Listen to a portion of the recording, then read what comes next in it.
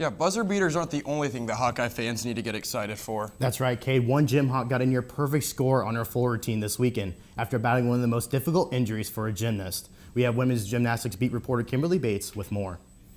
Freshman Lauren Guerin was one of 3 gym hawks who landed a 9.9 floor routine this past Saturday. Unlike the other girls, Lauren's score was more than just a number to her. Before coming to Iowa, Lauren faced a hardship that no athlete ever wants to face.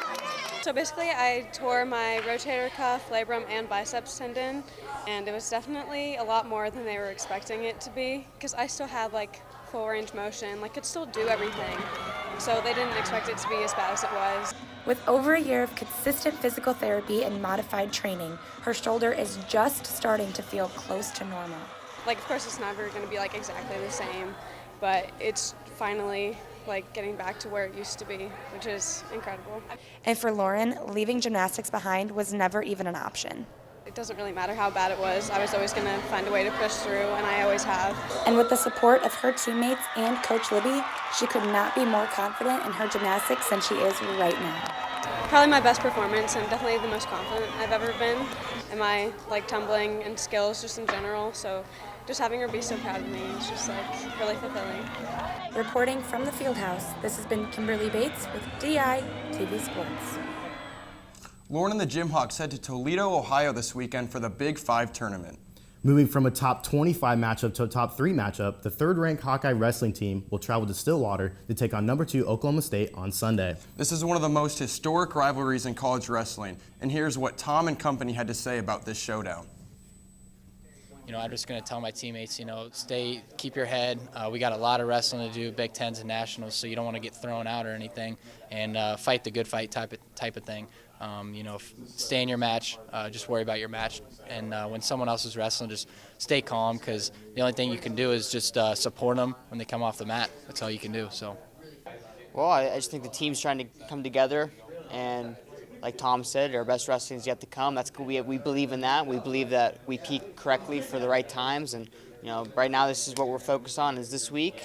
Focus on this match, and we're getting ready to go for an awesome match against a very historic team and a very tough team in Oklahoma State. And this is one of those things, it should be live, prime time, ESPN, but it's not. When you got guys like Alex Marinelli who represent themselves, put him on ESPN prime time. Not the Deuce, not the Trey, not the 4, not the 5, not the Ocho in that movie.